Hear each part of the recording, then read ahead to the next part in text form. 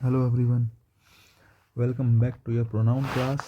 और आज हमारी थ्योरी की लास्ट क्लास है। दो टाइप के प्रोनाउन बचे हैं, ज़्यादा कुछ बचा नहीं है। एक तो इंटरोगेटिव बचा है और एक रिलेटिव बचा है। हालांकि आपको जानकर दुख होगा, ये दोनों ही सबसे ज़्यादा कठिन है, समझे। बाकी तो बेसिक है, बहुत ज़्यादा कुछ उसमें नहीं है। कुछ वही रटी रटाई 2 4 5 10 चीज़ें हैं। इंटरोगेटिव में भी ज़्यादा कुछ नहीं है। रिलेटिव बहुत अच्छा टॉपिक है। रिलेटिव प्रोनाउन से क्वेश्चन आता है। जनरली नॉर्मल बच्चा जो रट रटा के गया है वो ठीक नहीं कर पाता। रिलेटिव प्रोनाउन में समझने के लिए बहुत कुछ है, बहुत कुछ है हमारे पास आज पढ़ने के लिए, मज़ा आ जाएगा। चलो स्टार्ट करते हैं। देखो, इंटरोगेटिव प्रोनाउन की बात करें, वैसे तो इंटरोगेटिव वर्ड्स बहुत सारे होते हैं, जैसे आपने सुना होगा। इसके अलावा मैं बात कर रहा हूँ वाई, हाउ, ठीक है, और व्हेन, वेयर, हाउ ऑफन, जैसे ये शब्द हैं।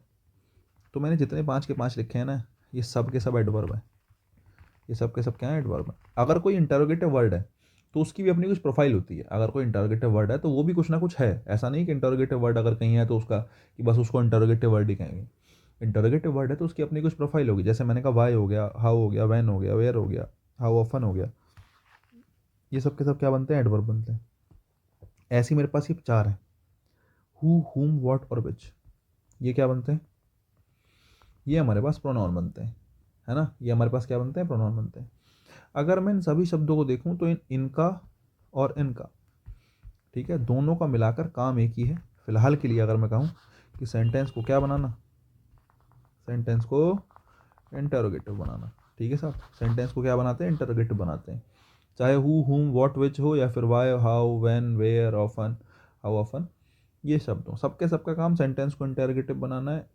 मुझे फिलहाल इनकी डिस्कशन नहीं करनी है, क्योंकि ये सबके सब एडवर्ब हैं और एडवर्ब मुझे पढ़ने नहीं है। मुझे देखना है कि ऐसे कौन से शब्द हैं जो सेंटेंस को इंटरोगेटिव बनाते हैं और प्रोनाउन का काम करते हैं। तो मेरे पास 4 शब्द हैं, हु है, हुम है, व्हाट है और विच है। ये 4 ऐसे शब्द हैं जो सेंटेंस में अगर स्टार्टिंग में आ जाए तो सेंटेंस को क्या बनाते हैं, इंटरोगेटिव बना सकते हैं। और साथ में इनकी प्रोफाइल क्या होती है, प्रोनाउन होती है। सवाल क्या बन सकता है, सवाल ये बन सकता है कि इनका डिफरेंस क्या है, कब किसका यूज़ करना है, ठीक है। एक बात आपको पता होनी चाहिए, एक क्या, चारों की चारों बातें जो मैं चारों के बारे में तुम्हें बेसिक पता होना चाहिए। जैसे हु है ना, पहली बात तो लिविंग के लिए आता है। और होम जो है वो भी किसके लिए आता है, लिविंग के लिए आता है, ध्यान रखना, ठीक है। वॉट जो है वो नॉन लिविंग के लिए आता है। वॉट जब भी यूज़ कर रहे होंगे जनरली कंडीशन नॉन लिविंग वाली होगी। और विच भी जब आ रहा होगा तो जनरली कौन सी कंडीशन होगी, नॉन लिविंग वाली कंडीशन होगी, ठीक है।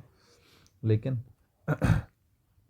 हु जो है लिविंग होने के साथ साथ केवल और केवल कौन से केस में आता है, सब्जेक्टिव केस में। अगर सब्जेक्टिव केस चाहिए, है ना, तो किसका यूज़ करते हैं, हु का। अगर लिविंग के लिए ऑब्जेक्टिव केस चाहिए तो किसका यूज़ करते हो, होम का। तो मैं आपसे पूछूं हु और होम में क्या फ़र्क है, बोले हु और होम में इतना फ़र्क है कि हु सब्जेक्टिव केस है और होम कौन सा केस है, ऑब्जेक्टिव केस है। मतलब कभी अगर तुम्हें सब्जेक्ट चाहिए कहीं तो सब्जेक्ट के रूप में किसको रखोगे, हु को रखोगे। ऑब्जेक्ट चाहिए तो ऑब्जेक्ट के रूप में किसको रखोगे, होम को रखोगे। 2 बातें याद रखना, ठीक है साहब। व्हाट और विच की बात करें तो इनकी खासियत ये है कि ये नॉन लिविंग के लिए आते हैं और नॉन लिविंग के साथ साथ ये सब्जेक्ट भी बन सकते हैं और ऑब्जेक्ट भी बन सकते हैं, समझ रहे हो। वॉट और विच इतना में तो दोनों सेम है कि भाई वॉट जो है वो नॉन लिविंग के लिए आ रहा है, विच भी नॉन लिविंग के लिए आ रहा है। वॉट भी सब्जेक्ट ऑब्जेक्ट दोनों का काम कर सकता है, विच भी सब्जेक्ट ऑब्जेक्ट दोनों का काम कर सकता है। अब अगर मैं डिफ्रेंशिएट करने की बात करूँ तो डिफ्रेंशिएट करने के लिए मेरे पास इतना है कि भाई जनरली देखो, अगर मैं कॉन्टेक्स्ट से देखूँ तो हिंदी से देखो तो क्या कभी नहीं लगेगा, वॉट की हिंदी क्या ही होती है ना। विच होता है जनरली कौन सा,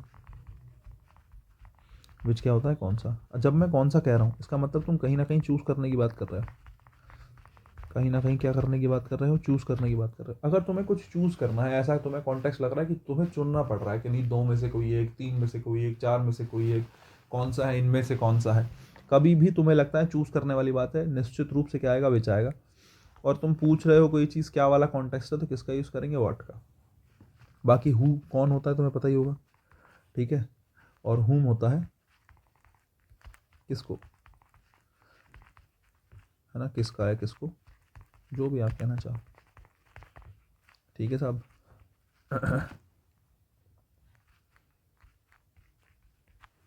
तो ये देख लेना, हु, हुम, व्हाट, विच, इनका तुम्हें ध्यान रखना है। चारों के मैंने कॉन्टेक्स्ट में थोड़े थोड़े समझा दिए। अब मैं सेंटेंस में यूज़ करके थोड़ा सा तुम्हें समझाता हूँ कि क्या डिफरेंस होता है। देखो बस इतना ही है मेरे पास जो भी है ना। मैंने पहला सेंटेंस लिखा व्हाट या which is your favourite poem. मैं तुमसे पूछ रहा हूँ कि which is your favourite poem या what is your favourite poem. मैं आपसे पूछता हूँ दोनों में से क्या सीख है। देखो पहली बात तो पोएम के लिए आया, मैं तुमसे पूछ रहा हूँ कि तुम्हारी पोएम कौन सी फेवरेट है या क्या फेवरेट है जो भी है, लेकिन तुम पोएम के लिए लगा रहे हो और पोएम होती है नॉन लिविंग। पोएम क्या होती है? नॉन लिविंग होती है। और नॉन लिविंग के लिए हमारे पास दो ही ऑप्शन है, या तो व्हाट है या फिर क्या है, विच है। नॉन लिविंग के लिए दो ही चीज़ आती है, तो मैंने दोनों ही लिख रखी हैं, तो व्हाट आएगा या विच आएगा, दोनों में से कोई एक ही आएगा, या तो व्हाट लगा लो या विच लगा लो, है ना। हो सकता है दोनों भी आ जाए, डिपेंड करता है। हालांकि दोनों ही फिलहाल सेंटेंस में ठीक है, व्हाट भी ठीक है, विच भी ठीक है। पूछो कैसे, नहीं पूछोगे फिर भी बता ही दूंगा। देखो मेरा तो काम है। देखो व्हाट या which is your favourite poem में मैंने जैसे व्हाट लिखा, तो मैं अगर यहाँ पे लिख रहा हूँ what is your favourite poem, है ना, तो इसका मतलब मैं जनरली तुमसे पूछ रहा हूँ कि तुम्हारी फेवरेट पोएम क्या है, समझ रहे हो। और क्या का मतलब तुम समझ रहे हो, यहाँ पर क्या का मतलब है, मैंने तुम्हें ऑप्शंस नहीं दिए हैं, मैंने तुम्हें ऑप्शंस नहीं दिए। जैसे मान लेते हैं कई बार ऐसा होता है, छोटे बच्चे होते हैं, हम भी किसी के घर पे जाते हैं, हमें कोई छोटा बच्चा मिल जाता है, तो हम उससे ये नहीं पूछेंगे कि तू अपनी किताब में से कोई पोएम, मतलब मैं उससे ये नहीं पूछ रहा हूँ कि तुम अपनी किताब में से कोई पोएम बताओ कि तुम्हें कौन सी फेवरेट है। मैं उससे पूछ रहा हूँ कि बच्चे अपनी फेवरेट पोएम बताओ, तो वो बच्चा कोई भी पोएम बता सकता है जो उसकी फेवरेट हो। कि तुम्हारी फेवरेट पोएम क्या है, तो बच्चे ने बताया कि भाई कोई भी, उसने अपना पोएम फेवरेट बता दी। अब जब उसने कोई भी पोएम फेवरेट बता दी, तो मैंने उसको ऑप्शन नहीं दिए चूज़ करने के लिए कि बताओ इन दोनों में से कौन सी फेवरेट है, इन तीनों में से कौन सी फेवरेट है, इन चारों में से कौन सी फेवरेट है। नहीं, मैंने कहा बताओ बच्चे पोएम तुम्हारी कौन सी फेवरेट है, तो बच्चे ने पोएम बता दी। तो इट्स जस्ट कि मैंने ऑप्शंस नहीं दिए चूज़ करने के। तो what is your favourite poem का मतलब है मैंने उससे कोई भी पूछा कि तुम्हारे फेवरेट पोएम क्या है, तो वो नाम बता देगा, ठीक है। कोई भी वो अपना नाम बता सकता है पोएम का। लेकिन अगर मैं पूछूं विच, तो विच मैंने कहा जनरली आता है चूज़ करने के लिए भाई, है ना। तो मैं आपसे कह रहा हूँ विच इज़ योर फेवरेट पोएम, तो इसमें मैंने ये बेसिकली आपको ऑप्शंस दिए होंगे। मतलब ये मान के चला जाएगा कि क्या आप, अगर मैं विच इज़ योर फेवरेट पोएम कह रहा हूँ तो मतलब ऑप्शंस दिए गए हैं, ऑप्शंस गिवन, कि भाई बताओ ये 2 3 4 कुछ पोएम है। या मैंने आपसे कहा कि बताओ, मैंने कहा विच इज़ योर फेवरेट पोएम, बात चल रही है बुक की कि इंग्लिश की बुक है तुम्हारे पास, बोले हाँ सर है। मैंने कहा बताओ इन इस बुक में 6 पोएम है, इस 6 में से कौन सी आपकी फेवरेट है। तो जब आपको चुनने का मौका दिया जाएगा तो विच आ जाएगा। कॉन्टेक्स्ट दोनों अलग अलग रखते हैं, लेकिन ग्रामेटिकली दोनों ही सही है। Which is your favourite poem और what is your favourite poem, दोनों ही बातें क्या है, ठीक है, दोनों में कोई दिक्कत नहीं है। लेकिन जैसे सेंटेंस नंबर 2 मैंने लिखा, which of these cars is yours, मैंने कहा इनमें से कौन सी गाड़ी तुम्हारी है। Which of these cars is yours, इसका मतलब यहाँ पर बहुत सारी गाड़ियाँ खड़ी हैं। दीज कार्स, इन गाड़ियों में से, इज़ योर्स, इज़ मतलब एक तुम देख रहे हो, इज़ मतलब सिंगुलर। मैंने बहुत सारी गाड़ी खड़ी है, मैंने पूछा इन गाड़ियों में तुम्हारी कौन सी है। जब बहुत सारी में से तुमसे पूछा कि तुम्हारी कौन सी है, मतलब चुनना है, और चुनने के लिए किसका ही यूज़ करते हैं, विच का यूज़ करते हैं। दूसरी बात, कार की बात चल रही थी, नॉन लिविंग है, तो सीधी सीधी बात है विच या व्हाट ऑप्शन है। और चुनना है तो फिर तो विच है ही है। एक चीज़ और ध्यान रखना, जब भी चूज़ करने की बात चल रही है, तो नॉन लिविंग की बात हो या लिविंग की बात हो, कुछ भी हो कोई फ़र्क नहीं पड़ता, चुनने के लिए क्या ही आएगा, चुनने के लिए विच ही आएगा, समझ रहे हो। कभी भी चुनने के लिए यूज़ करा जाएगा तो विच ही करा जाएगा, विच के अलावा कुछ नहीं करा जाएगा। चूज़ करना है तो लिविंग को चूज़ करना है, चाहे नॉन लिविंग को यूज़ करना है, चूज़ करना है, आएगा केवल विच ही। दूसरी बात, which of this poems is your favourite, देखो मैंने वही सेंटेंस आगे ले आया मैं, है ना। दीज पोएम्स, मैंने ऑप्शन दिया तुम्हें, इन पोएम्स में से तुम्हारी फेवरेट कौन सी है, दीज पोएम्स, ऑप्शन दे दिया।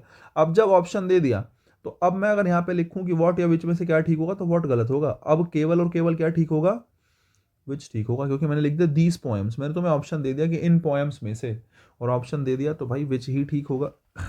कोई दिक्कत नहीं है इसमें, है ना।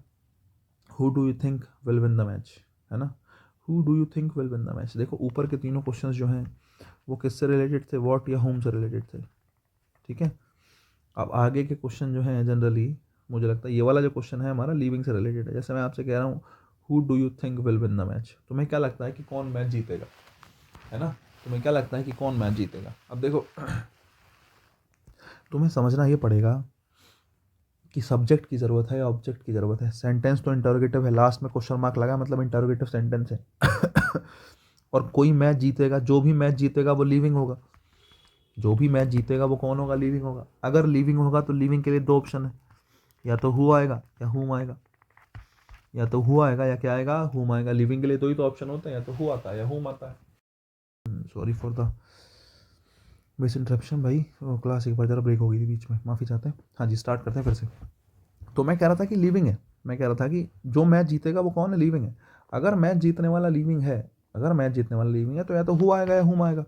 अब बोले सर हु या हुम में से कौन सा लगाए? अब तुम देखो, तुम्हें सब्जेक्ट की ज़रूरत है हु लगा दो, तुम्हें ऑब्जेक्ट की ज़रूरत है हुम लगा दो।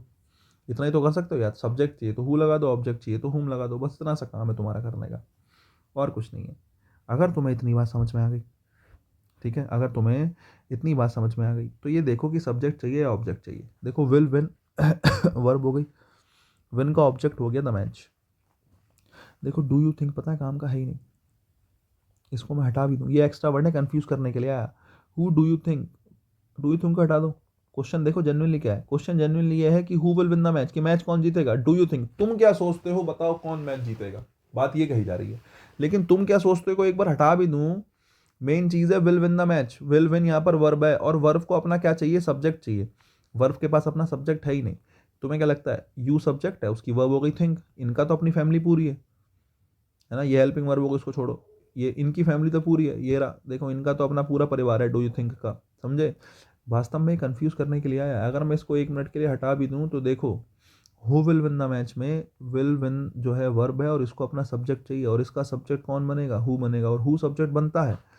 इसका मतलब सेंटेंस बिल्कुल क्या है, सेंटेंस बिल्कुल सही है, इसमें कुछ भी करेक्शन की आवश्यकता नहीं। Which of the boys was shouting.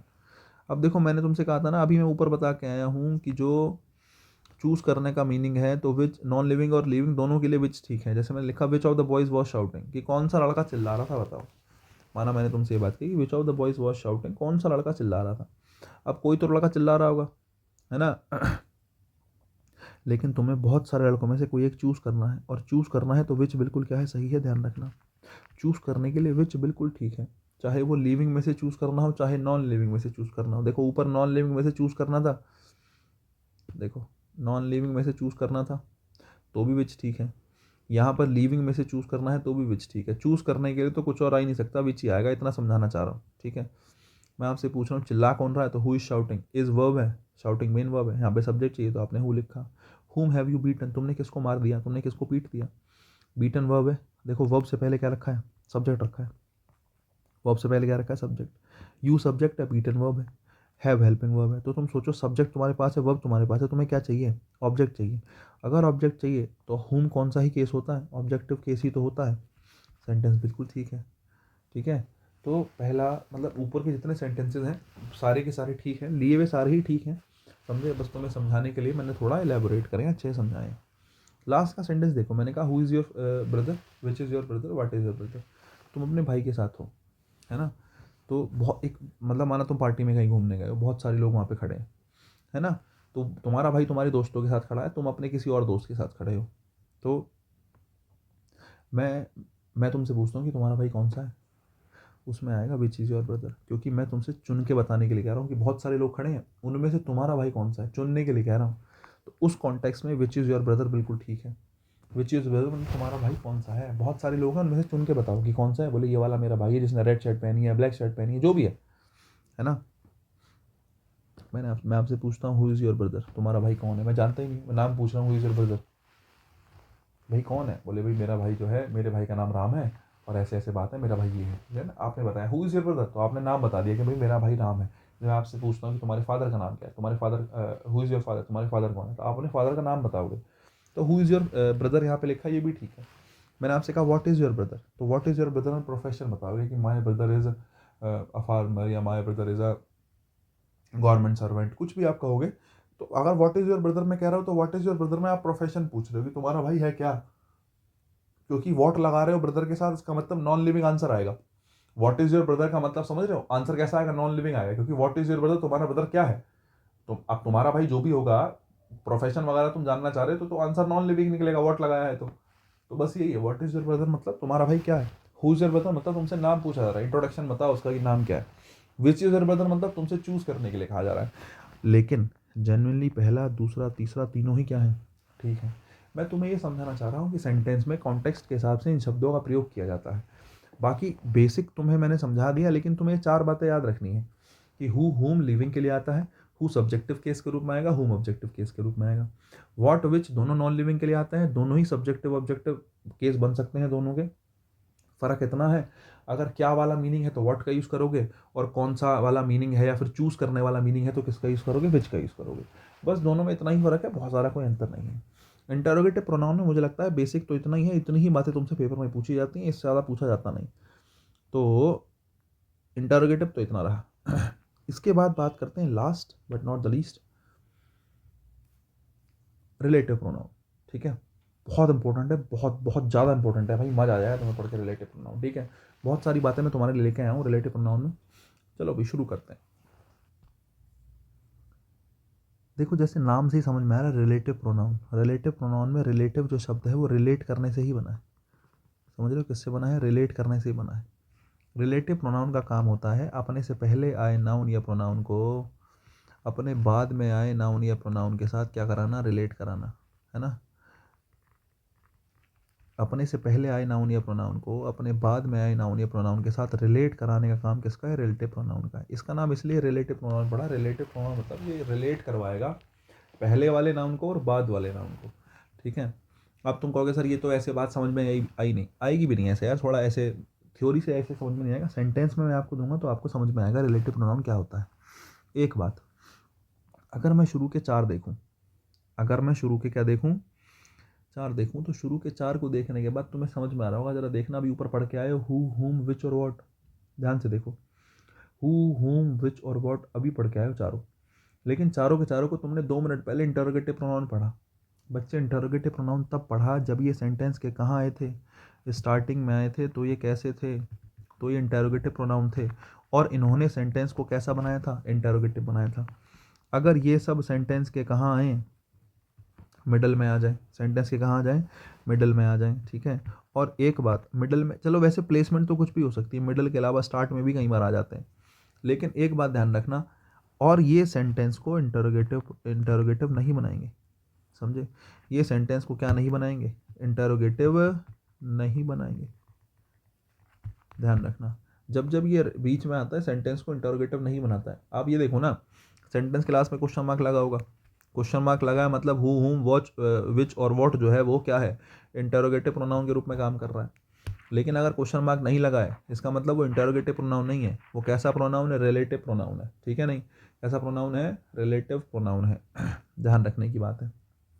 उसके अलावा देखो, काम बिल्कुल सेम है, समझ रहे हो, यूज़ थोड़ा बदल जाएगा, मतलब एक तरीके से जो मैंने समझाया है भी, जैसे मैंने कहा हु लिविंग के लिए आता है, होम भी किसके लिए आता है, लिविंग के लिए आता है, विच किसके लिए आता है, नॉन लिविंग के लिए आता है, और वॉट भी किसके लिए आता है, नॉन लिविंग के लिए आता है। ठीक है, इतनी बात मैं बता चुका हूँ। अब देखो ध्यान से, लिविंग के लिए आता है, लेकिन कौन सा केस होता है, सब्जेक्ट बनता है। होम क्या बनता है, ऑब्जेक्ट बनता है। विच जो है वो सब्जेक्ट भी बनता है और ऑब्जेक्ट भी बनता है। ठीक है, और वॉट जो है वो सब्जेक्ट भी बनता है और क्या भी बनता है, ऑब्जेक्ट भी बनता है। ठीक है, एक बात। अब तुम कहोगे सर ये चार बात तो बता चुके हो, भाई बिल्कुल बता चुका हूँ। ठीक है, इन दोनों में कोई फ़र्क नहीं है, जैसे वहाँ आया था वैसे यहाँ आएगा, सेंटेंस के बीच में आएगा, जनरली सेंटेंस के कहाँ आएगा, बीच में आएगा, है ना। स्टार्टिंग में भी कई बार आ सकता है, लेकिन सेंटेंस को इंटरोगेटिव नहीं बनाएगा। अगर सेंटेंस को इंटरोगेटिव बनाया तो वो रिलेटिव प्रोनाउन है ही नहीं, वो फिर कैसा प्रोनाउन है, इंटरोगेटिव प्रोनाउन है। अब ध्यान से देखो, विच और वॉट की बात कर लेते थोड़ी सी। नॉन लिविंग के लिए सब्जेक्ट ऑब्जेक्ट का काम विच करता है, नॉन लिविंग के लिए सब्जेक्ट ऑब्जेक्ट का काम वॉट भी करता है, लेकिन दोनों में थोड़ा सा फ़र्क है। विच तब आता है जब एंटीसीडेंट दिया हो, वॉट तब आता है जब एंटीसीडेंट ना दिया हो। अब तुम एक मिनट के लिए इंतजार करना, एंटीसीडेंट क्या चीज़ है भाई मैं बताऊंगा, टेंशन ना लो। ठीक है, जब एंटीसीडेंट नहीं दिया हो तब वॉट आता है। अभी मैं एंटीसीडेंट के बारे में बात कर लूँगा, बहुत ज़्यादा जल्दी मत करना, ठीक है, क्योंकि समझाने का एक क्रम होता है, कभी तुम परेशान हो जाओ। दैट की बात करते हैं भाई, दैट जो है चालाक आदमी है, लिविंग के लिए भी आएगा, नॉन लिविंग के लिए भी आएगा, दैट दोनों के लिए सही है। दूसरी बात, लिविंग है दो नॉन लिविंग दोनों के लिए आता है। दूसरी बात, सब्जेक्ट भी बन सकता है, ऑब्जेक्ट भी बन सकता है। दैट तो सर्वहारी मान के चलो, हर जगह चल जाएगा, कहीं भी लगा लो, हु की जगह लगाओ तो दैट सही, होम की जगह लगाओ तो दैट सही, विच की जगह लगाओ तो दैट सही, और वॉट की जगह लगाओ तो भी दैट सही। दैट तो चारों के बदले चल जाएगा, है ना। और ये अच्छी बात नहीं है, तुम सोच रहे हो, बोले सर चारों में से कुछ नहीं समझ में आ रहा तो दैट लगा दो, अरे भाई साहब, हो सकता है दैट ऑप्शन भी ना हो, है ना। ये कोई रिटर्न एग्जामिनेशन थोड़ी है कि तुम्हें भर के आना है तो तुमने दैट भर दिया हर जगह, की कन्फ्यूज़न की बात ही नहीं है। हो सकता है ऑप्शन में दे ही ना, है ना, या साथ में दे दे तो कन्फ्यूज़न हो जाए। हु और वेट दैट दोनों दे दिया, तुम्हें पता है दैट तो हर जगह ठीक है और हु भी ठीक है, तो दो ऑप्शन ठीक हो गए। तो इसको पॉजिटिव मत लेके चलो, समझने के लिए इसने दो चार चीज़ें बढ़ाई दी हैं, कम नहीं करी हैं, लेकिन कोई बात नहीं, हमारा काम समझने का है। कुल मिला के हु, हुम, विच और वॉट की बात करें, चार चीज़ें मैं पढ़ चुका हूँ। दैट मैंने एक्स्ट्रा ऐड करा कि लिविंग नॉन लिविंग दोनों के लिए दैट का यूज़ बिल्कुल ठीक है, ठीक है साहब। और बाकी दैट जो है सब्जेक्टिव ऑब्जेक्टिव दोनों दोनों प्रकार से यूज़ हो सकता है, चाहे तो इसको सब्जेक्ट बना लो, चाहे इसको ऑब्जेक्ट बना लो। एक बात। दूसरी बात करते हैं एज और बट की। देखो एज जो है वो रिलेटिव प्रोनाउन बन जाता है, ठीक है नहीं, एज जो है वो रिलेटिव प्रोनाउन बन जाता है, लेकिन जनरली वो सच के साथ जब आया होता है ना, है ना, सच के साथ कुछ लिखा है एज, तो वो सिचुएशन बनती है। मैं आपको अभी सिखा दूंगा, एक दो एग्जांपल्स दूंगा सच के साथ एज वाले। सेम मैं बात करता हूँ बट की, ये दोनों के दोनों मैं आपको दिखाऊंगा नीचे पीटीओ, ठीक है नहीं, इनके एग्जाम्पल से ही आपको समझ में आएगा, ठीक है। जनरली क्या होता है, देखो मैं पढ़ाता तो इतना ही हूँ है ना, दैट तक ही हम पढ़ाते हैं, एज और बट बहुत सारा बताते नहीं है, लेकिन देखो अब लिखे हैं तो बता दूंगा, कोई दिक्कत नहीं है, ठीक है। आगे आ जाओ, अब ध्यान से सुनो। काम के ही हैं बच्चे पांच, खास करके काम के पांच हैं, ठीक है। यहाँ से एज और बट से सवाल बहुत कम आता है, रेयरेस्ट कोई क्वेश्चन आएगा एज और बट से, अगर क्वेश्चन आएगा, क्वेश्चन यहीं से आएगा पांच से, हु, हुम, विच, वॉट और दैट से, ठीक है। मैं पहले ही बता दे रहा हूँ, जबरदस्ती कुछ नहीं है। देखो ज़रा, अब मैं थोड़ा सा तुम्हें रिलेट करता हूँ सेंटेंस, देखो आई मेट द गर्ल हुम, या फिर हु या फिर विच, जो भी आपका ऑप्शन दे रखा है, सीता हेल्प। एक चीज़ और ध्यान रखना, मैंने अभी रिलेटिव प्रोनाउन की बात करी और मैंने कहा सेंटेंस के बीच में आएगा, ज़रा देखना, आई मेट द गर्ल हुम, who, which, Sita help, last में फुल स्टॉप लगाए। फुल स्टॉप लगने का मतलब है डब्ल्यू एच वर्ड तो है नहीं, सॉरी डब्ल्यू एच वर्ड नहीं, सॉरी इंटरोगेटिव प्रोनाउन तो है नहीं, डब्ल्यू एच वर्ड तो है यार क्या नहीं है, एक बात तो पक्की है कि इंटरोगेटिव प्रोनाउन नहीं है, ठीक है। इंटरोगेटिव प्रोनाउन नहीं है, कौन सा प्रोनाउन है, रिलेटिव प्रोनाउन है। कौन सा प्रोनाउन है, रिलेटिव प्रोनाउन है। पहले तो पहचानना जरूरी है ना कि कौन सा प्रोनाउन है, रिलेटिव प्रोनाउन है। अब एक बात बता देता हूँ, ध्यान से सुनना, जो रिलेटिव प्रोनाउन होता है ना बच्चे, ये सबसे इंपॉर्टेंट बात है, सबसे इंपॉर्टेंट, रिलेटिव प्रोनाउन कंजक्शन का काम करता है सेंटेंस में, कंजक्शन, ठीक है। कंजक्शन मतलब दो सेंटेंस को जोड़ता है, कंजक्शन के साथ में या तो सब्जेक्ट बनता है या फिर ऑब्जेक्ट बनता है, दोनों में से कोई एक काम करता है। ध्यान रखना, अगर मैंने किसी चीज़ को रिलेटिव प्रोनाउन कहा है, इसका मतलब वो दो सेंटेंस को जोड़ रहा होगा, तो वो कंजक्शन है।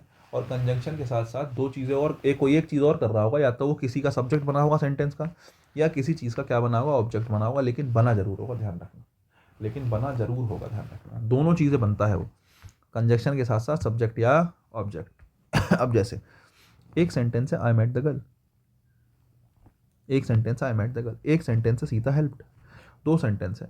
तो एक चीज़, दो सेंटेंस को जोड़ने के लिए कंजक्शन चाहिए, दो सेंटेंस को जोड़ने के लिए क्या चाहिए, कंजक्शन चाहिए, ठीक है। जरा देखो, आई मेट द गर्ल, पहले देखो ये सेंटेंस पूरा है, मेट क्या है, वर्ब है, वर्ब से पहले आई क्या है, सब्जेक्ट है, और आई मेट द गर्ल उसका क्या है, ऑब्जेक्ट है। जरा देखना इस सेंटेंस की फैमिली कंप्लीट है भाई, बिल्कुल कंप्लीट है, वर्ब के पास सब्जेक्ट है, वर्ब के पास ऑब्जेक्ट है, पूरा सेंटेंस है। उसके बाद अगला सेंटेंस देखो, हेल्प्ड वर्ब है और सीता क्या है उसका, सब्जेक्ट है। हेल्प्ड है कैसी वर्ब, ट्रांजिटिव इन ट्रांजिटिव, सोच के देखो, सीता हेल्प्ड, मैंने कहा सीता हेल्प्ड राम, सीता ने किसकी मदद करी, राम की। तो सीता हेल्प्ड होम, सीता ने किसकी मदद करी, तो होम का रिप्लाई तो मिल रहा है, Ram Shyam Sita Gita. Help transitive verb है हेल्प्ड कैसी वर्ब बच्चे, ट्रांजिटिव वर्ब है।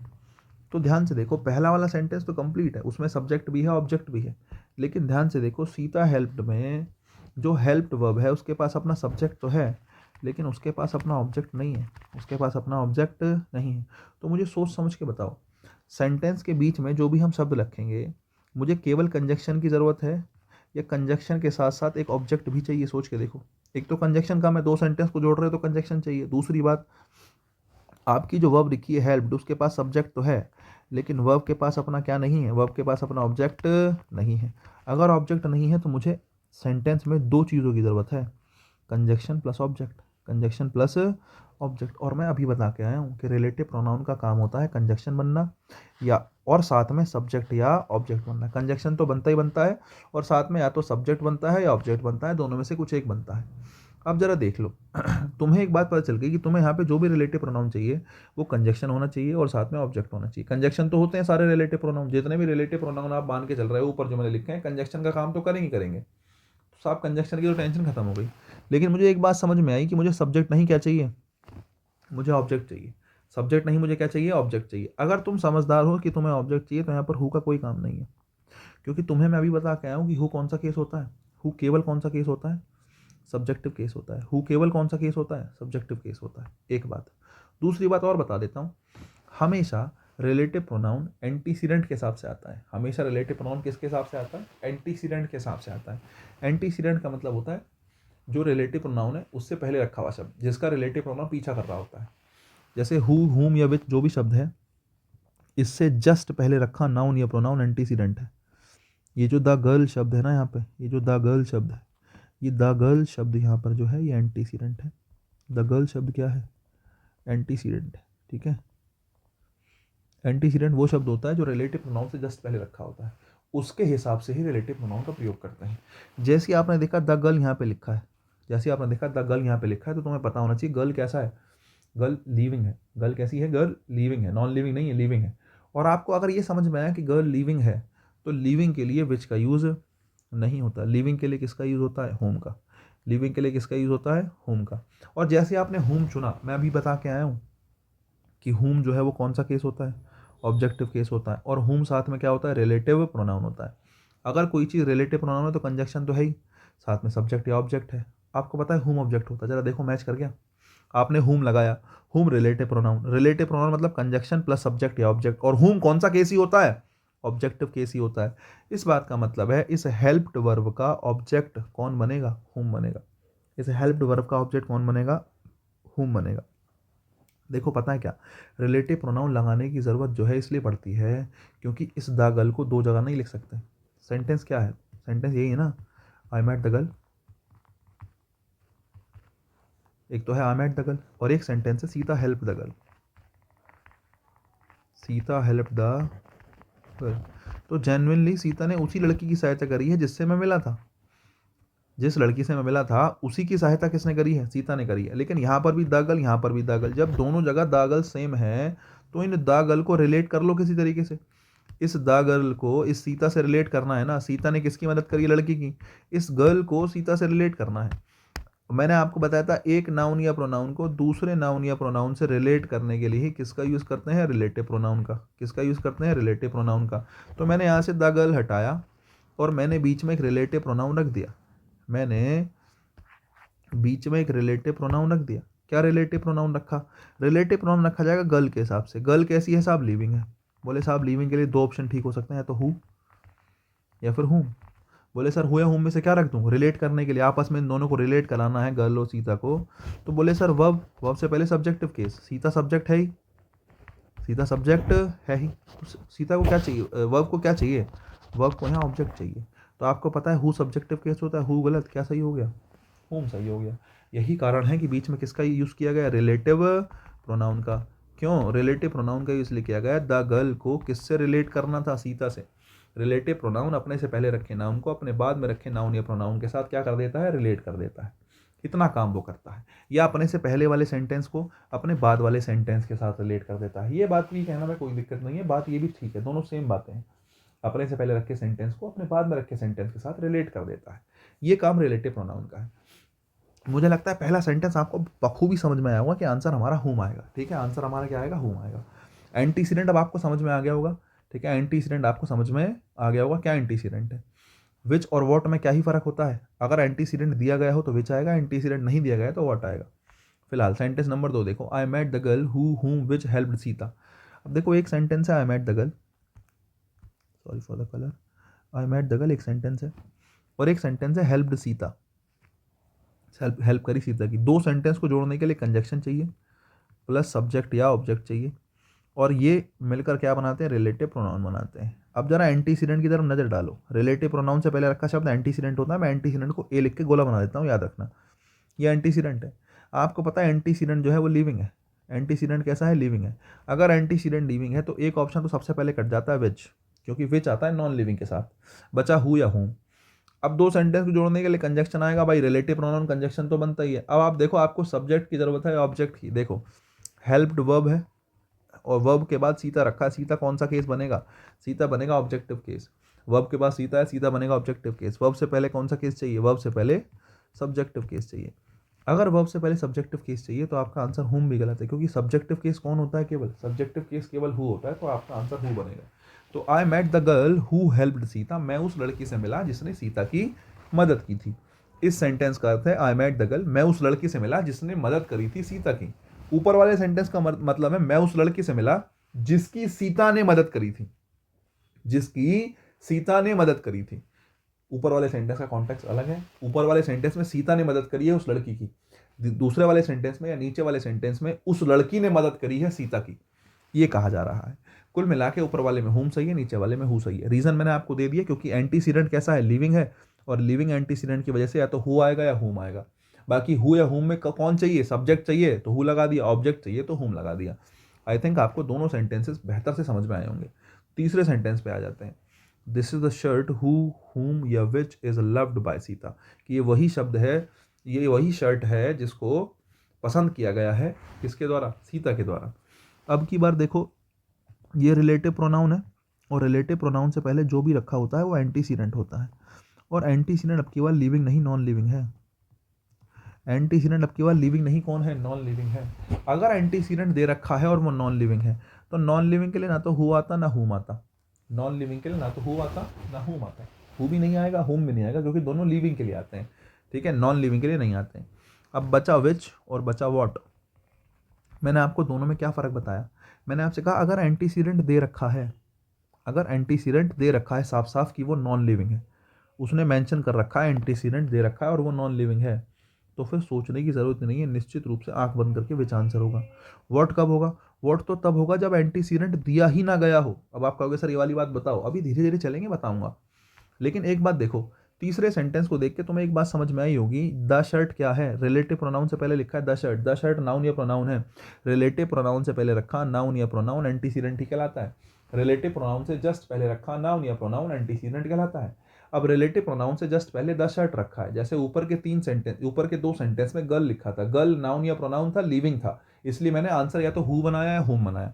तीसरे सेंटेंस में हु या हुम जो है मैंने काट दिया, विच ठीक करा। रीजन क्या है, क्योंकि रिलेटिव प्रोनाउन से जस्ट पहले शर्ट रखा है, और शर्ट जो शब्द है वो नॉन लिविंग है, और नॉन लिविंग के साथ हु और हुम दोनों ही क्या माने जाएंगे, गलत माने जाएंगे, क्योंकि नॉन लिविंग के साथ विच या वॉट ठीक होते हैं। और एंटीसीडेंट द शर्ट मेरे सामने रखा है, अगर एंटीसीडेंट दिया हो तब ऐसी सिचुएशन में वॉट का प्रयोग भी क्या मानते हैं, गलत मानते हैं। इसलिए केवल और केवल क्या ठीक होगा, विच ठीक होगा। अब बात करते हैं विच की, कि विच बनेगा क्या, क्योंकि विच दोनों बन जाता है, सब्जेक्ट भी ऑब्जेक्ट भी।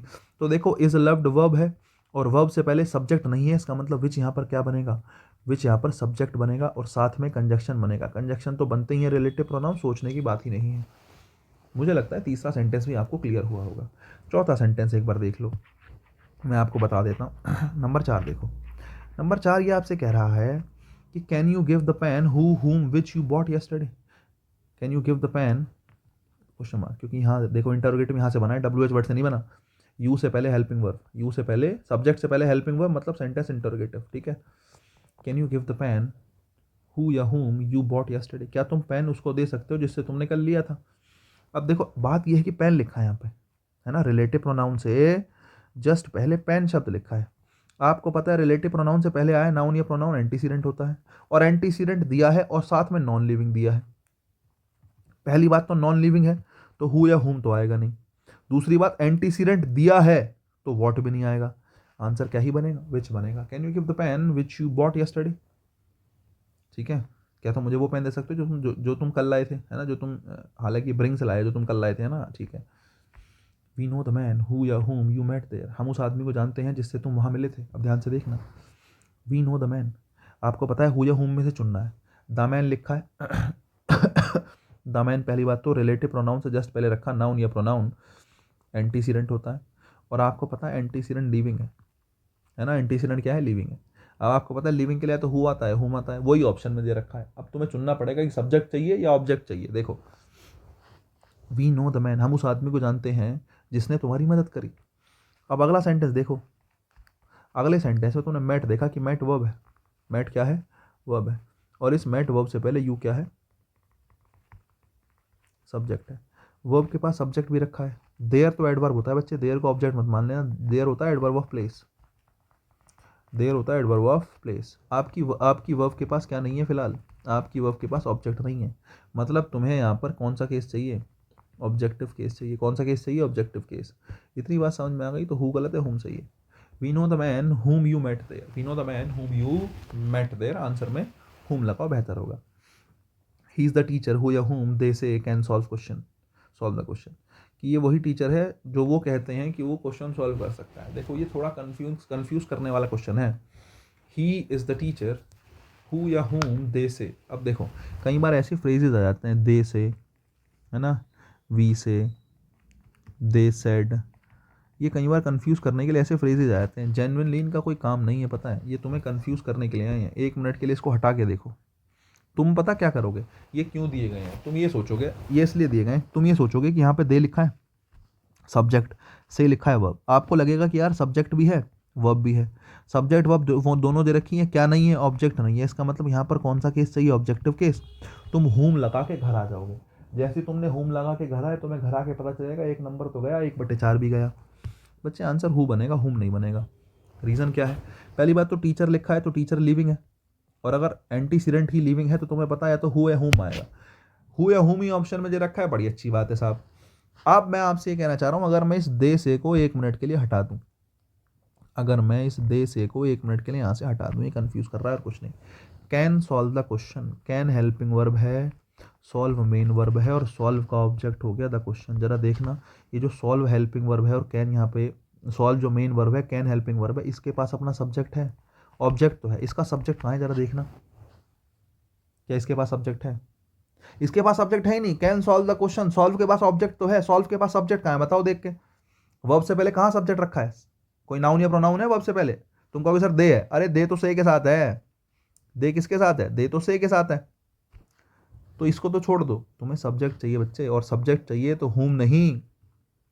आंसर क्या आएगा, आंसर आएगा हु, आंसर क्या आएगा हु। और ये जो फ्रेज लिखे होते हैं जनरल, ये कंफ्यूज करने के लिए लिखे होते हैं, इनको वरीयता नहीं देनी चाहिए, इनको छोड़ देना चाहिए, जैसे रखे हैं रखे रहने दो।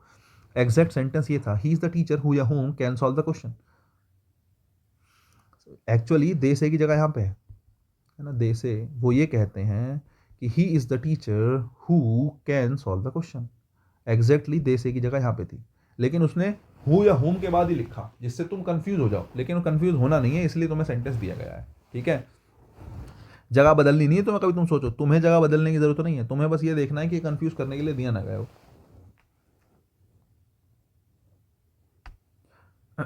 देखो भाई, द हाउस, हु हुम विच। अब पहली बात तो हाउस लिखा है, अगर हाउस लिखा है तो पहली बात तो नॉन लिविंग है, अगर नॉन लिविंग है तो हु या हुम तो आएगा नहीं, क्या ही आएगा, विच आएगा, क्योंकि रिलेटिव प्रोनाउन से पहले रखा है तो एंटीसीडेंट तो दे रखा है, और एंटीसीडेंट दे रखा है तो सीधी सीधी बात है विच आएगा। ठीक है, द बॉयज़, रिलेटिव प्रोनाउन से जस्ट पहले द बॉयज़ लिखा है, एंटीसीडेंट है, और एंटीसीडेंट साथ में कैसा है, लिविंग है, लिविंग है तो या तो हु या फिर हुम।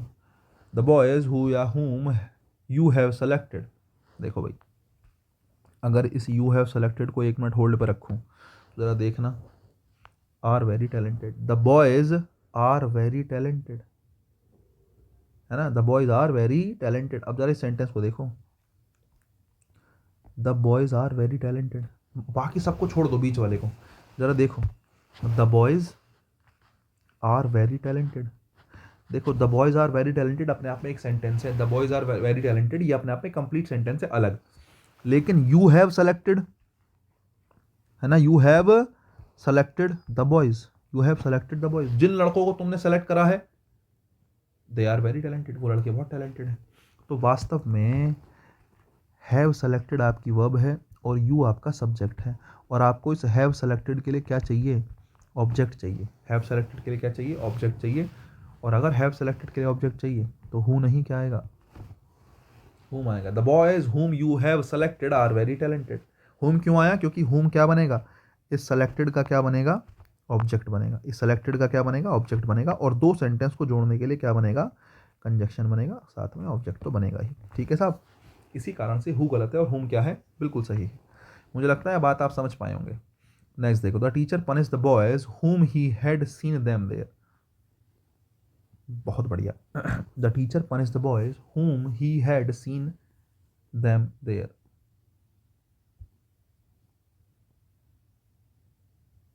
देखो भाई, पहला सेंटेंस पनिश्ड वर्ब है, द टीचर सब्जेक्ट है, द बॉयज उसका ऑब्जेक्ट है. यहाँ पर रिलेटिव प्रोनाउन दे रखा है साफ साफ, और तुमसे कहा है एरर बताओ सेंटेंस में क्या है. एरर ही पूछा तुमसे कि सेंटेंस में एरर बताओ. जनरली सेंटेंस पूरा सही लिखा है, आपको देखना है. हुम यहाँ पे रिलेटिव प्रोनाउन है. मैं आपको बता चुका हूँ, रिलेटिव प्रोनाउन से जस्ट पहले जो आया होता है उसको एंटीसीडेंट कहते हैं. साहब एंटीसीडेंट जो है लिविंग है, इस वजह से रिलेटिव प्रोनाउन बिल्कुल क्या है, ठीक है. एक चीज़ और, he had seen them there. There तो एडवर्ब होता है, अभी बता के आए ऊपर भी, और याद रखो देयर एडवर्ब ऑफ प्लेस होता है. हैड हो गई हेल्पिंग वर्ब, सीन हो गई मेन वर्ब. हैड हो गई हेल्पिंग वर्ब, सीन हो गई main verb.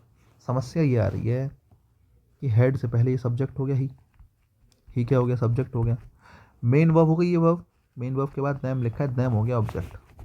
He had seen them, he had seen them, उसने उनको देखा था. उनको मतलब किसको, बॉयज़ को. ये दैम किसके लिए आया है, दैम आया बॉयज़ के लिए. उसने किसको देखा था, बॉयज़ को देखा था.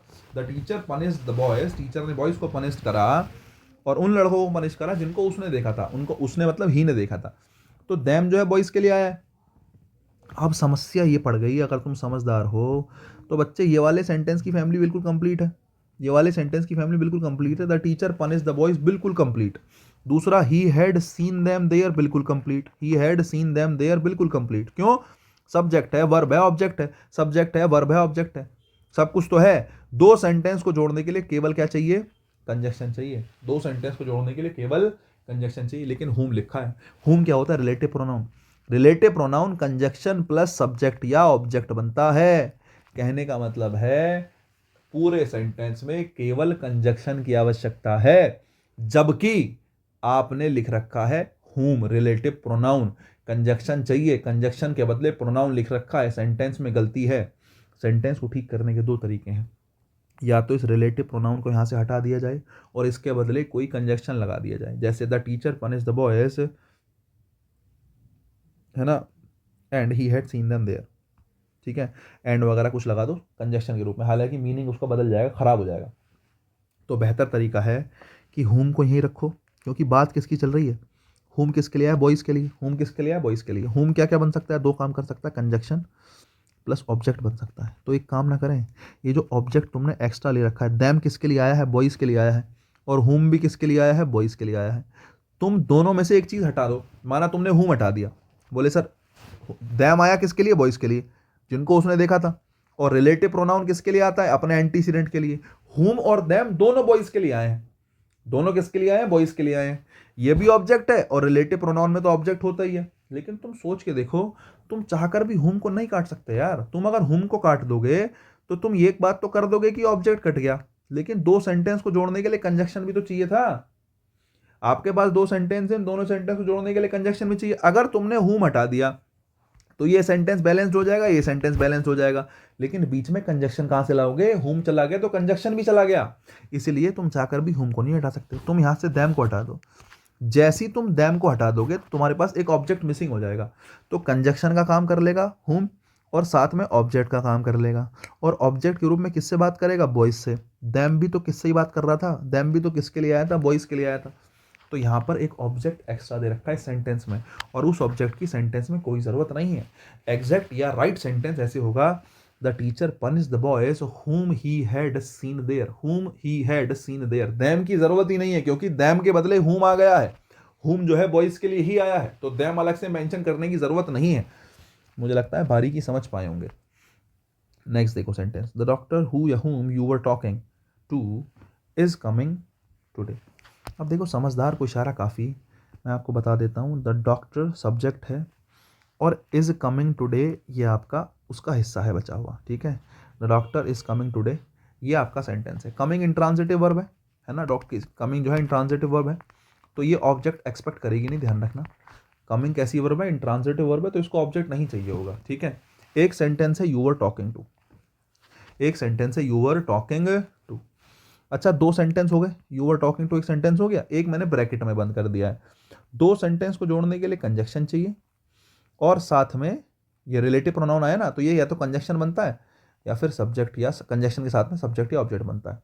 कंजक्शन तो मुझे चाहिए चाहिए, कंजक्शन तो मुझे चाहिए चाहिए, दो सेंटेंस जोड़ने तो जोड़ने के लिए कंजक्शन तो चाहिए। अब तुम देखो तुम्हें जरूरत किसकी है फिलहाल, सब्जेक्ट की ऑब्जेक्ट की, तभी तो पता करोगे हु आएगा या हुम आएगा। अगर तुम देखो तो टॉकिंग वर्ब है, वर्ब के पास अपना सब्जेक्ट कौन रखा है, यू रखा है।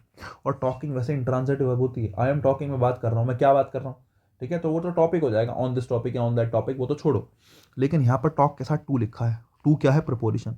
और मैं बता चुका हूँ, धरती पर प्रपोजिशन जन्म लेगी तो किसके लिए जन्म लेगी, अपने ऑब्जेक्ट के लिए। प्रपोजिशन आई है तो प्रपोजिशन अपना क्या मांगेगी, प्रपोजिशन मांगेगी अपना ऑब्जेक्ट। और प्रपोजिशन का ऑब्जेक्ट कौन बनेगा, प्रपोजिशन का ऑब्जेक्ट बनेगा हुम। ऑब्जेक्ट कौन बनेगा, हुम बनेगा। The doctor whom you were talking two is coming today. हुम किसका काम कर रहा है, एक तो कंजक्शन का, और साथ में किसका काम कर रहा है, ऑब्जेक्ट का। और किसका ऑब्जेक्ट बना है ये टू प्रपोजिशन का क्या बना है, ऑब्जेक्ट बना है। टू प्रपोजिशन का क्या बना है, ऑब्जेक्ट बना है। ये हो गई बात। भाई बारीकियां काम आती हैं, कभी आप सोच रहे हो, समझे। अगर तुम रटने की कोशिश करो या रिलेटिव प्रोनाउन ऐसे निकालने की कोशिश करो, नहीं निकाल पाओगे। They will accept the offer which you will offer it to them, same sentence है इस वाले जैसा, ठीक है, देख लो। They will accept the offer, accept verb है, दे सब्जेक्ट है और उसका ऑब्जेक्ट हो गया the offer. The offer non living है और नॉन लिविंग है इसलिए विच का यूज़ किया, बिल्कुल ठीक है। You will offer, will offer verb है, वर्ब से पहले सब्जेक्ट है, ठीक है साहब। अब तुमने इट लिख दिया, यू विल ऑफर, तुम ऑफर करोगे, you will offer the offer, ठीक है, जो भी तुम ऑफर करोगे उनको। तो ये जो इट है ना, ये किसके लिए आया है, ऑफर के लिए आया है। क्या कर रखा है स्पेलिंग में यार ये, ठीक है, देखो ये किसके लिए आया है, ऑफर के लिए आया है, ठीक है। अगर ये ऑफर के लिए आया है तो विच भी तो ऑफर के लिए आया है, देखो ये भी इसके लिए आया है और ये भी इसके लिए आया है। अब देखो दो चीज़ें हैं, दो सेंटेंस को जोड़ने के लिए कंजक्शन तो चाहिए चाहिए, लेकिन समस्या की बात यह है कि सेंटेंस ये वाला भी पूरा है और सेंटेंस ये वाला भी पूरा है। तुम्हें केवल कंजक्शन चाहिए, तुम्हें ना तो सब्जेक्ट चाहिए ना ऑब्जेक्ट चाहिए। पहले सेंटेंस में सब्जेक्ट ऑब्जेक्ट दोनों है, दूसरे सेंटेंस में सब्जेक्ट ऑब्जेक्ट दोनों है। अब फिलहाल तुम्हें दो सेंटेंस जोड़ने के लिए केवल कंजक्शन चाहिए, लेकिन यहां पर रखा है विच, और विच होता है रिलेटिव प्रोनाउन। और रिलेटिव प्रोनाउन कंजक्शन तो बनता बनता है, साथ में सब्जेक्ट या ऑब्जेक्ट भी बनता है। अब तुम देखो क्या करोगे, अगर तुम यहां से विच हटा देते हो तो गड़बड़ हो जाएगी, क्योंकि सेंटेंस को जोड़ने के लिए कंजक्शन तो चाहिए चाहिए, तो विच को नहीं हटा सकते। इसलिए बेहतर है कि किसको हटा दो, इट को हटा दो। जैसे यहाँ से इट हटा दोगे तो तुम्हें ऑब्जेक्ट की रिक्वायरमेंट पड़ेगी, तो विच क्या बन जाएगा, ऑब्जेक्ट बन जाएगा और साथ में कंजक्शन बन जाएगा। विच ऑब्जेक्ट और कंजक्शन दोनों बन जाएगा। अब तुम कहोगे सर इट को ऐसे कैसे हटा दिया, भाई इट को इसलिए हटा दिया क्योंकि विच और इट दोनों सेम काम कर रहे हैं। ऐसा नहीं मर्जी से हटा दिया अपनी कि मेरा मन करा इट हटा दूं, ऐसा नहीं होता है। इट जो है, जो काम यहाँ पे इट कर रहा है वही काम यहाँ पे विच कर रहा है, तो दोनों सेम काम करने के लिए आए हैं, इसलिए मैंने इट को हटा दिया। क्योंकि मैं विच को नहीं हटा सकता, क्योंकि विच कंजक्शन का भी काम कर रहा है साथ में, ठीक है। नेक्स्ट देखो भाई, I don't like the movie which was released last week and I saw with our friends. I don't like the movie, मुझे वो मूवी पसंद नहीं है, which was release last week, जो लास्ट वीक रिलीज हुई थी, and I saw with our friends, और जो मैंने देखी थी अपने दोस्तों के साथ। बहुत बढ़िया, सेंटेंस का लेवल बढ़ता जा रहा है। एक बात अगर लगाना बुद्धि क्या हो सकता है, बहुत अच्छा सेंटेंस है, बहुत अच्छा, मजा आ जाएगा।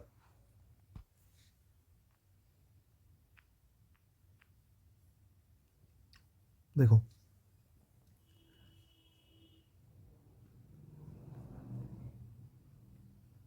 वर्ब, सब्जेक्ट, वर्ब का ऑब्जेक्ट, विच वॉज रिलीज्ड। देखो ध्यान से सुनना, ये पैसिव वॉइस में लिखा है, which was released. Is am are was verb के साथ वर्ब की थर्ड फॉर्म पैसिव वॉइस होता है, ठीक है, पैसिव वॉइस में लिखा है, लेकिन रिलीज्ड वर्ब है। वर्ब से पहले विच लिखा है, कंजक्शन बना प्लस वर्ब का सब्जेक्ट बना, क्योंकि वॉज रिलीज के बाद सब्जेक्ट तो है नहीं।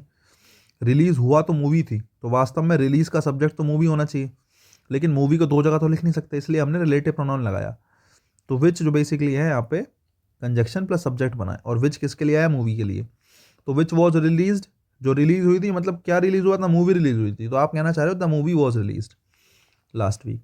आई don't like the movie which was release last week, sentence इतना होता तो ठीक होता, लेकिन आगे आपने लिखा and I saw with my friends, और मैंने देखी अपने दोस्तों के साथ। अब ध्यान से सुनना, आई सब्जेक्ट है, सॉ आपकी वर्ब है, एंड आई सॉ और मैंने देखा, विद प्रपोजिशन, आर फ्रेंड्स अपने ऑब्जेक्ट हो गया प्रपोजिशन का।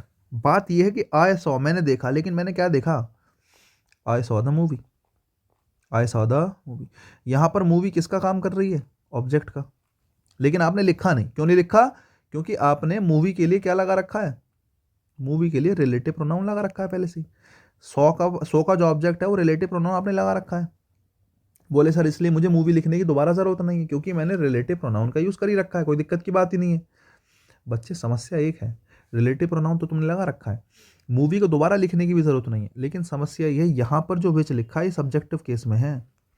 कौन से केस में है ये सब्जेक्टिव केस में है, क्योंकि वॉज रिलीज्ड वर्ब है, और वर्ब से पहले कौन सा केस, यहाँ पर वर्ब से पहले सब्जेक्टिव केस, तो विच है सब्जेक्टिव केस में। लेकिन यहाँ पर जो तुम मूवी रख रहे हो, आई सा द मूवी, ये मूवी कौन सा केस होना चाहिए, ऑब्जेक्टिव केस, क्योंकि वर्ब के पास सब्जेक्ट तो है, आई अपना वर्ब के पास सब्जेक्ट तो है, मतलब मूवी यहाँ पर ऑब्जेक्टिव केस में चाहिए। और भाई साहब रिलेटिव प्रोनाउन एक ही तरीके से लिख सकते हो, या तो उसको सब्जेक्ट बनाओगे या उसको ऑब्जेक्ट बनाओगे। ऐसी सिचुएशन में आपको इसको एक्टिव से पैसिव में चेंज करना है।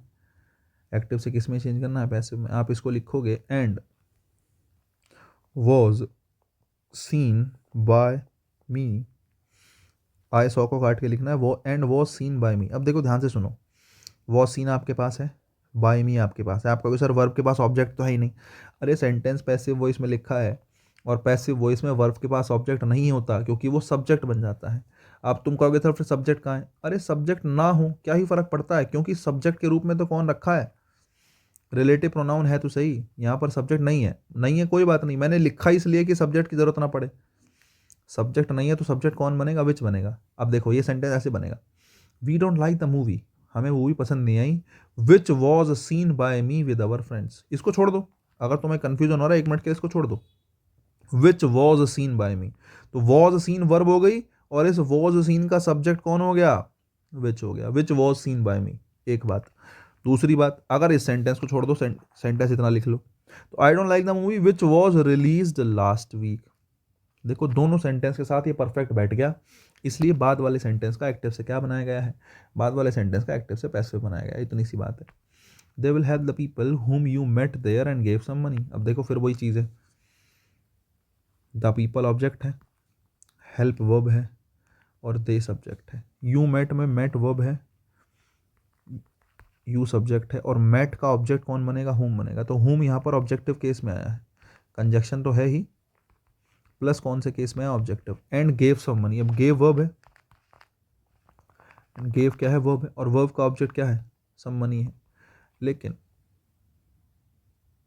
अब देखो गेव का सब्जेक्ट है ही नहीं, और आप ये सोचो कि इस रिलेटिव प्रोनाउन का सब्जेक्ट बना दें, तो तुम रिलेटिव प्रोनाउन का सब्जेक्ट बना ही नहीं सकते चाह के भी।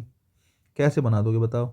सॉरी, इस रिलेटिव प्रोनाउन को चाह के भी सब्जेक्ट नहीं बना सकते, कैसे बनाओगे बताओ? कोई तरीका है बनाने का? नहीं बन सकता है। क्यों नहीं बन सकता है? क्योंकि हुम लिखा है। हुम तो कौन सा केस होता है, ऑब्जेक्टिव केस होता है ना। तो इसको ऐसे कर लो, है ना, एंड सम मनी को सब्जेक्ट बना लो, and some money was given, and some money was they will help the people whom some money was given। अब ठीक है सेंटेंस, क्योंकि मनी का या वॉज गिवन का सब्जेक्ट आ गया सम मनी, इसका सब्जेक्ट क्या आ गया, सम मनी। अब तुम कहोगे सर गिवन का होम क्या है? भाई गिवन का होम ऑब्जेक्ट है, क्योंकि गिव जो है वो डाई ट्रांजिटिव वर्ब होती है। इसका एक ऑब्जेक्ट तो पैसिव बनाया ना तुमने, पैसिव बनाया वॉज गिवन, पैसिव बनाया तो एक ऑब्जेक्ट तो चला गया पैसिव में। इसके 2 ऑब्जेक्ट होते हैं, तो इसका जो एक ऑब्जेक्ट है वो कौन ही है, इसका एक ऑब्जेक्ट होम ही है। कौन ही है इसका एक ऑब्जेक्ट, होम ही है। तो मैट का भी ऑब्जेक्ट है, मैट का भी ऑब्जेक्ट है, और गिवन का भी क्या है, ऑब्जेक्ट है। समझे? और सेंटेंस एक्टिव से क्या हो गया, यहाँ पे पैसिव हो गया, और आपका करेक्शन भी हो गया, और अब सेंटेंस बिल्कुल ठीक है। समझे? नेक्स्ट आओ। It was a good opportunity but which we missed unfortunately. It was a good opportunity but which we missed unfortunately. एक सेंटेंस है, it was a good opportunity, ठीक है साहब। दूसरा वी मिस्ड, वी सब्जेक्ट है, missed आपकी verb है ना, और वी मिस्ड अनफॉर्चुनेटली दूसरा सेंटेंस है। 2 सेंटेंस को जोड़ने के लिए विच आया कंजक्शन के रूप में, और साथ में मिस्ड का क्या चाहिए, ऑब्जेक्ट चाहिए। कंजक्शन प्लस ऑब्जेक्ट, 2 काम इसने करे। इसका मतलब सेंटेंस कंप्लीट है। ये जो बट लिखा है क्या कर रहा है, इस बट की यहाँ पर कोई ज़रूरत नहीं है, क्योंकि कंजक्शन का काम किसने ही कर लिया, विच नहीं कर लिया, कंजक्शन का काम किसने ही कर लिया, विच नहीं कर लिया, तो बट की कोई ज़रूरत नहीं है, सेंटेंस ऐसे ही क्या है ठीक है। लेकिन अगर मैं कहूँ कि सर मुझे तो बट लगाना ही है, मैं तो बट को हटाना नहीं चाहता, तो ऐसे लिख लो, है ना। It was a good opportunity, एक सेंटेंस, है ना। वी मिस्ड इट अनफॉर्चुनेटली, और हमने उसको अनफॉर्चुनेटली मिस कर दिया। तुमने क्या करा, वी मिस्ड, देखो इतना सेंटेंस सेम है, तुमने ऑब्जेक्ट लिखा अलग से, है ना। इट मतलब किसके लिए, इट किसके लिए आया, इट आया अपॉर्चुनिटी के लिए। दूसरी बात, दो सेंटेंस जोड़ रहे हो, दो सेंटेंस को जोड़ने के लिए कंजक्शन रख दिया। मैं बता चुका हूँ रिलेटिव प्रोनाउन दो काम करता है, यहाँ पर जो विच आया उसने दो काम करे, conjunction plus object, conjunction plus object. तो मैंने अगर विच हटाया तो मैंने विच के बदले कंजक्शन रखा और साथ में ऑब्जेक्ट रखा। अब सेंटेंस आपका बैलेंस्ड है, अब सेंटेंस आपका परफेक्टली क्या है, परफेक्टली बैलेंस्ड है, अब कोई दिक्कत नहीं है, ठीक है साहब। देखो, डू यू अंडरस्टैंड, क्या तुम्हें समझ में आया। देखो, आई सेड, जो मैंने कहा, do you understand, I said. देखो यहाँ पे जो कुछ भी आए, मुझे पता नहीं क्या आएगा, जो भी चीज़ यहाँ पे आएगी, है ना, रिलेटिव प्रोनाउन होगा, एक बात है। लेकिन अंडरस्टैंड वर्ब की फर्स्ट फॉर्म होती है, यू आपका सब्जेक्ट होता है और डू आपकी हेल्पिंग वर्ब होती है। रिलेटिव प्रोनाउन से जस्ट पहले एंटीसीडेंट आता है कि नहीं आता, जल्दी बताओ। यहाँ पर रिलेटिव प्रोनाउन आएगा और रिलेटिव प्रोनाउन से जस्ट पहले एंटीसीडेंट आता है। एंटीसीडेंट का मतलब होता है नाउन या प्रोनाउन। जरा देखना कोई नाउन या प्रोनाउन आया है क्या, रिलेटिव प्रोनाउन से पहले कोई नाउन या प्रोनाउन है, नहीं है। और जब एंटीसीडेंट ना दिया हो, है ना, तो पहले पता करो एंटीसीडेंट है कैसा, एंटीसीडेंट लिविंग होगा या नॉन लिविंग होगा। मैं तुमसे कहता हूँ do you understand I said, क्या तुम्हें समझ में आया जो मैंने कहा, क्या तुम्हें समझ में आया जो मैंने कहा। अब एक बात देखो, मैं जो भी मुंह से बोलूंगा यार वो चीज़ लिविंग थोड़ी हो जाएगी, जो मैं बोलूंगा या जो मैं समझा रहा हूं तुम्हें वो चीज़ लिविंग थोड़ी हो सकती है। जो चीज़ मैं तुम्हें समझा रहा हूं वो नॉन लिविंग ही होगी, और अगर नॉन लिविंग ही होगी तो यहां पर एंटीसीडेंट जो कि नहीं दिया है, अंडरस्टूड है कि वो नॉन लिविंग होगा। डू यू अंडरस्टैंड, क्या तुम्हें समझ में आया आई सेड, जो मैंने कहा। अब मैं तुमसे कह रहा हूं जो मैंने कहा वो तुम्हें समझ में आया। अब जो बात मैं तुम्हें कह रहा हूं वो लिविंग कैसे हो जाएगी, मेरी कही हुई बात, मैं मुंह से कुछ बोल रहा हूं, मैं तुमसे कुछ बात कर रहा हूं, मैं अपने मुंह से लिविंग चीजें थोड़ी निकाल रहा हूं, नॉन लिविंग ही है। तो एंटीसीडेंट दिया भले से नहीं गया, लेकिन होगा कैसा, नॉन लिविंग। मैं आपको समझा चुका हूं ऊपर ही क्या, कि अगर नॉन लिविंग सिचुएशन में एंटीसीडेंट ना दिया गया हो तो आंसर व्हाट होता है। अगर नॉन लिविंग सिचुएशन में एंटीसीडेंट ना दिया गया हो तो आंसर व्हाट होता है। अगर तुम्हें बात समझ में आई हो तो इसकी सीधी सीधी एक कहानी है कि एंटीसीडेंट नहीं दिया है, बिल्कुल सही बात है। अब ज़रा देखो, ये रहा हमारा पेन, एंटीसीडेंट नहीं दिया एक बात, नॉन लिविंग होना चाहिए दूसरी बात, एंटीसीडेंट ना दिया हो और नॉन लिविंग आंसर हो हमारा एंटीसीडेंट। जब नहीं दिया है तो अंदाजा तो लगाना पड़ेगा ना कि लिविंग होगा या नॉन लिविंग होगा, अंदाजा लगाया कि नॉन लिविंग होगा, non living plus no antecedent, answer बनता है व्हाट। आंसर क्या बनता है, आंसर व्हाट बनता है। अब देख लो, do you understand what I said, क्या तुम्हें समझ में आया जो मैंने कहा, बिल्कुल सही है। आई अंडरस्टैंड नथिंग, अब देखो अंडरस्टैंड वर्ब, आई सब्जेक्ट है, नथिंग उसका क्या है, ऑब्जेक्ट है, नथिंग उसका क्या है, ऑब्जेक्ट है ना। अब यू सेड एक सेंटेंस हो गया, है ना, जिसमें सेड वर्ब हो गई, यू आपका सब्जेक्ट हो गया। यहाँ पर कंजक्शन चाहिए दो सेंटेंस को जोड़ने के लिए, और सेड का क्या चाहिए, ऑब्जेक्ट चाहिए। Conjunction plus object, conjunction plus object. अब देख लो, नथिंग नॉन लिविंग है, नथिंग क्या है, नॉन लिविंग है। और नॉन लिविंग के लिए देखो जरा, अभी जरा ध्यान से देखो मैं क्या सिखाना चाह रहा हूँ। नॉन लिविंग के लिए तो विच आता है, व्हाट आता है, नॉन लिविंग के लिए तो विच आता है, व्हाट आता है। एंटीसीडेंट दिया गया है तो आंसर विच बनना चाहिए, लेकिन एक बात देखो, दैट भी तो है। नॉन लिविंग के लिए सब्जेक्ट या ऑब्जेक्ट के रूप में कौन भी आ सकता है, दैट भी आ सकता है। अब तक हमने दैट की बात करी नहीं थी, है ना, लेकिन तुम्हारे हिसाब से आंसर यहाँ विच होना चाहिए, है ना। ध्यान से देखो, तुम्हारे हिसाब से आंसर विच होनी चाहिए, क्यों होना चाहिए, एंटीसीडेंट नॉन लिविंग है। एंटीसीडेंट कैसा है, नॉन लिविंग है। नॉन लिविंग एंटीसीडेंट जब दिया होता है तो आंसर क्या होता है, विच होता है, मैंने बता दिया। लेकिन जैसे कि यहाँ पे नथिंग लिखा है, यहाँ पर आंसर विच नहीं, यहाँ पर आंसर दैट होगा, यहाँ पर आंसर क्या होगा, दैट होगा। इस बारे में भी चर्चा करेंगे कैसे होगा। हालांकि विच भी ठीक है, लेकिन ज़्यादा बेहतर होगा कि दैट लगाओ। विच भी ठीक है, ज़्यादा बेहतर होगा कि क्या लगाओ, दैट लगाओ। क्यों लगाएंगे अभी बात करता हूँ। आई डोंट अंडरस्टैंड, अब देखो फिर से वही sentence, I don't understand, understand verb है और ये हेल्पिंग वर्ब, ये मेन वर्ब, ये आपका सब्जेक्ट हो गया। यहाँ पे कोई भी एंटीसीडेंट नहीं दिया गया, नाउन या प्रोनाउन नहीं दिया गया। मुझे समझ में नहीं आया जो तुमने कहा, जो तुमने कहा मुझे समझ में नहीं आया, मैंने ये बात कही एंटीसीडेंट नहीं है, लेकिन जो मैंने कहा होगा, होगा तो नॉन लिविंग ही होगा, तो non living, non living antecedent ना दिया गया हो तो आंसर व्हाट होता है, तो आंसर क्या होता है, व्हाट होता है। I don't understand what you said, मुझे समझ में नहीं आया जो तुमने कहा, नेक्स्ट देखो, Modi ji says people want to listen to. Modi ji वो कहते हैं जो लोग बाग सुनना चाहते हैं। अब वही बात है, मोदी जी सेज, मोदी जी सब्जेक्ट है, सेज आपकी वर्ब है, माना मैंने कहा। मोदी जी वो कहते हैं people want to listen to, जो लोग बाग सुनना चाहते हैं। एक सेंटेंस में पीपल सब्जेक्ट हो गया, वांट आपकी वर्ब हो गई, ठीक है। पीपल वांट व्हाट, ये उसका टू लिसन उसका ऑब्जेक्ट हो गया, और टू प्रपोजिशन हो गई। देखो वर्ब के पास अपना सब्जेक्ट है, वर्ब के पास अपना ऑब्जेक्ट है, लेकिन प्रपोजिशन के पास उसका क्या नहीं है, ऑब्जेक्ट नहीं है। तो उसका मतलब है कि मुझे यहाँ पे क्या चाहिए, ऑब्जेक्ट चाहिए, और साथ में कंजक्शन तो चाहिए। लेकिन एक बात देखो, रिलेटिव प्रोनाउन से पहले क्या होना चाहिए, रिलेटिव प्रोनाउन से पहले एंटीसीडेंट होना चाहिए, लेकिन एंटीसीडेंट है ही नहीं, कोई नाउन या प्रोनाउन रखा ही नहीं है रिलेटिव प्रोनाउन से पहले, जो मैं पता करूं कि बात लिविंग है नॉन लिविंग है। तो एक बात तो यह है कि एंटीसीडेंट नहीं दिया, और दूसरी बात, जब मोदी जी कुछ कहेंगे तो लिविंग तो नहीं कहेंगे, कैसा ही कहेंगे, नॉन लिविंग कहेंगे। और नॉन लिविंग की सिचुएशन में एंटीसीडेंट ना दिया हो तो सीधा और स्पष्ट आंसर व्हाट होता है, क्या होता है, व्हाट होता है। Modi ji says what people want to listen to, और व्हाट क्या है, इस टू का क्या है, व्हाट ऑब्जेक्ट है, और साथ में दो सेंटेंस को जोड़ने का भी क्या कर रहा है, काम कर रहा है, ठीक है।